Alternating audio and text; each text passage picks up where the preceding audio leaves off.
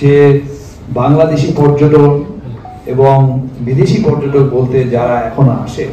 আমার নাম হলো মোহাম্মদ আলী হোসেন শেখ। আমি একজন ভারতীয়।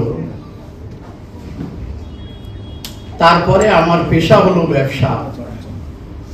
পেশাটা হলো পেট্রাপোল থেকে, কলকাতা থেকে পেট্রাপোল পর্যন্ত bus service, export import, foreign exchange, এই ব্যবসাটা আমি করি, যেটার উপরে সম্পূর্ণ বাংলাদেশের উপরে নির্ভরশীল আমার যে 3টে ব্যবসা আছে। এই ব্যবসাটা 5ই আগস্টের পরে ধীরে ধীরে ধীরে ধীরে এই ব্যবসাটা আমার ডুবতে বসেছে এবং আমার সমকক্ষ যারা আমার ডান দিকে বাদিকে বসে আছে তাদেরও ব্যবসাগুলো ডুবতে বসেছে। তা আজকে ব্যবসা ডুবতে বসেছে, ব্যবসা ডুবে যাবে। এক দোর বন্ধ হয়, 1000 দোর খোলা থাকে। কিন্তু পরিস্থিতিটা এমন উত্তপ্ত, দুই দেশের মধ্যে তৈরি হয়ে গেছে 5ই আগস্টের পরের থেকে। এই পরিস্থিতিটাকে শান্ত করা, শান্ত হওয়া আমি বা আমরা মনে করি আসা খুব প্রয়োজন। তার জন্য আমি সেই সব সোর্স বিএসএফ বর্তমান পরিস্থিতিতে সমস্ত বিশ্লেষণ তো আমার সহকর্মী, আমার ভাতিজা, আমার কাকা উপরে ও সম্বোধন করে। আমার বাবার সঙ্গে আমার বন্ধু, বিশিষ্ট বন্ধু।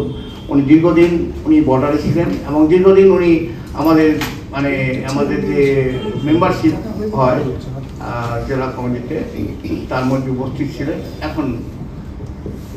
এখন অন্য কেউ আছেন। যাই হোক, তো আমাদের বর্তমান যে পরিস্থিতি আমরা দাঁড়িয়েছি, আমাদের এক সময় আজ থেকে 30-35 বছর আগে এই অঞ্চলটা একটা যে পরিস্থিতি ছিল, আমি বা আলী সাহেব, আলী ভাই রয়েছে, তারপর সঞ্জয় দা রয়েছে, আমরা 3জনে মিলে প্রথমে এটা স্টার্ট করি। আর অপরিদা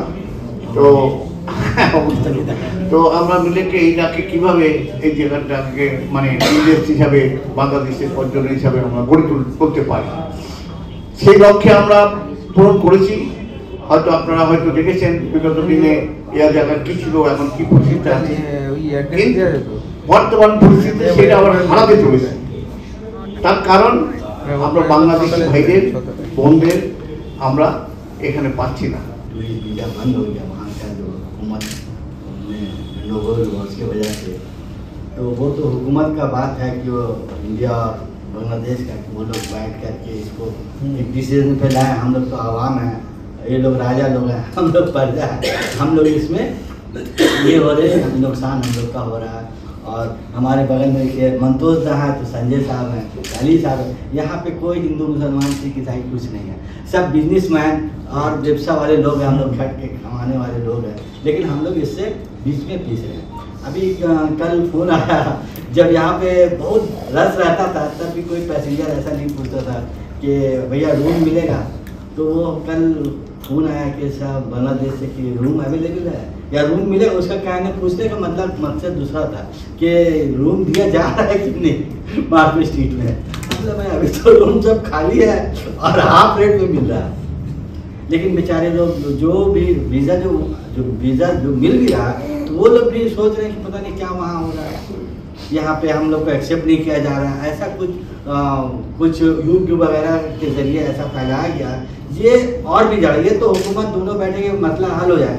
लेकिन ये जो आपसी हम लोग का रिलेशन है, जमाना से हम लोग एक साथ रहते हुए आए हैं और रहते रहेंगे। यहाँ पे कोई सारे लोग जो है, कोई हिंदू है, कोई मुसलमान है, कोई सिख है, कोई ईसाई, सब अपने अपने धर्म पे है और अपने अपने धर्म पे रहना चाहिए। और हम लोग हर दूसरे के धर्म का एहतराम करना चाहिए।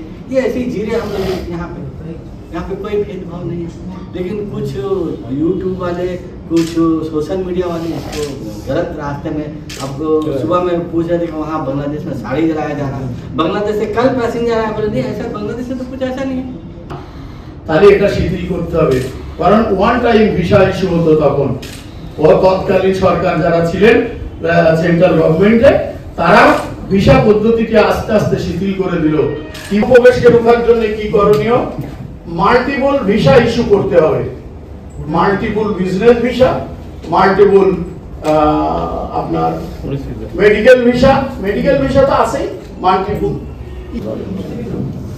সহকর্মী এপাশের সংবাদগুলো অতিরঞ্জিত করছে, ও পাশের সংবাদগুলো ঠিক তদ্রূপ অতিরঞ্জিত প্রকাশ করছে।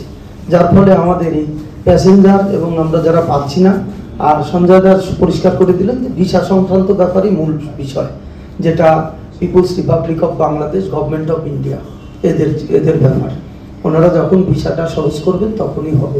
আমার মনে হয় কালকে যে ফরেন অ্যাফেয়ার্সের যারা যাচ্ছেন তারা, আমরা আশাবাদী যে কালকে গেলে অন্তত একবারে হয়তো পুরো সমস্যার সমাধান হবে না, কিছুটা ভিসা শিথিল হবে, এটা আমরা আশাবাদী। দেখুন, আমরা আজকে যারা মিলিত হয়েছে, আমাদের biscuit street, market street welfare society এবং আমাদের যে হোটেল অ্যাসোসিয়েশন রয়েছে তারা, এবং পরিবহন সংস্থা যেটা বর্ডার থেকে বাংলাদেশের সাথে যুক্ত তারা রয়েছে, এবং আমাদের মানি এক্সচেঞ্জার ভাইরা রয়েছে। এই কটা সংগঠন মিলে আমরা আজকে এই প্রেস কনফারেন্সের জন্য আমরা ডেকেছি। বাংলাদেশের যে পরিস্থিতি রয়েছে এবং সেই পরিস্থিতিটাকে কিভাবে আমাদের সলভ করা যায়, এবং আমরা ভারত সরকারের কাছে এবং বাংলাদেশের সরকারের কাছে আবেদন কিভাবে করতে পারি, সেই বিষয়ে আমরা এই এজেন্ডাটা রেখেছিলাম। এবং পরিস্থিতি দুদিক থেকে বিচার করে কিভাবে জিনিসটাকে ভারত সরকারের কাছে রাখতে পারি সেজন্যই আমরা বসেছিলাম। দেখুন, 5ই আগস্টের পর থেকে বাংলাদেশে অ্যাকচুয়ালি হচ্ছে যে 6 মাসের ভিসা দিচ্ছে ইন্ডিয়ান গভর্নমেন্ট, মাল্টিপল ভিসা থাকছে, ঠিক আছে। সেই ভিসাটা কিন্তু ডেইলি 4000 থেকে 4500 5000 ভিসা আমাদের অ্যাপ্লাই হয় এবং ভিসা দেয় ইন্ডিয়ান গভর্নমেন্ট। তো ওখান থেকে 6 মাস পরে যে ভিসাটা শেষ হয়ে যাচ্ছে, তার আগে কিন্তু বাংলাদেশিরা প্রচুর এসছে ট্রিটমেন্টের জন্য, ঠিক আছে। মার্কেট স্ট্রিটে কিন্তু তখন ছিল, এবং বিশেষ করে মার্কেট স্ট্রিটটা মিনি বাংলাদেশ হিসাবে পরিচিত, এবং আমরা সেটাকেই হাইলাইট করি যে এখানে বাংলাদেশটা সিকিউর এবং স্বাধীনতা পায়, এবং রাত্রি 12টা-1টার সময় মার্কেটিং শপিং করতে পারে, তাহলে এর জন্য কিন্তু তারা এখানে আসছে। তো এখন যে সিচুয়েশনটা রয়েছে, এখন আপনার পার্সেন্টেজ প্রচুর কম, কেননা যেখানে 80% 90% আমাদের অকুপেন্সি থাকতো, এখন আপনার সেটা 40% থেকেও কম হয়ে গেছে। কেননা এই কেন্দ্রটা, এই এরিয়াটা বিশেষভাগই বাংলাদেশিদের উপর ডিপেন্ডেন্ট করে বলেই এটা হয়েছে।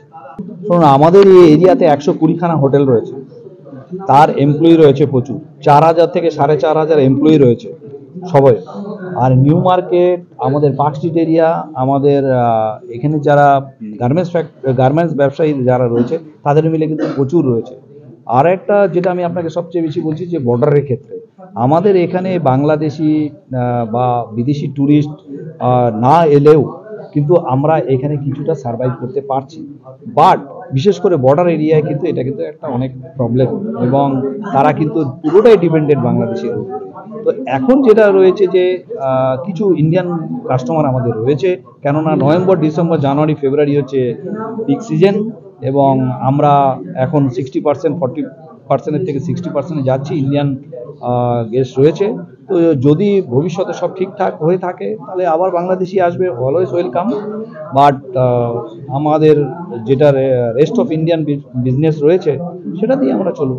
দেখুন, কালকে খুব মানে আগামীকাল খুব গুরুত্বপূর্ণ একটা মিটিং রয়েছে, যেটা আমার কাছে ইনফরমেশন আছে, এবং আমরা সেই দিকে তাকিয়ে রয়েছি যে একটা ভালো কিছু আসবে, এবং ভিসা সংক্রান্ত ব্যাপারে যদি ভালো কিছু নিউজ আসে, বিশেষ করে মেডিকেল ভিসা, কেননা মেডিকেল ভিসার জন্য বাংলাদেশি যা আমাদের পার্সোনাল অনেক গেস্ট থাকে তারা কিন্তু এখন খুবই বিপদে রয়েছে, এবং পার্টিকুলার তাদের একটা ট্রিটমেন্ট থাকে, যারা ক্যান্সার পেশেন্ট, যারা আপনার খুবই একটা ভয়াবহ রোগের মধ্যে চিকিৎসা করার জন্য এখানে আসে, তারা কিন্তু খুবই প্রবলেমে পড়েছে। কেননা ওষুধ যে পুরো মেডিসিনটাও কিন্তু আমাদের কলকাতা থেকে যায়, তাদের সারা বছরের মেডিসিন, অনেকের মেডিসিনও ফুরিয়ে গেছে।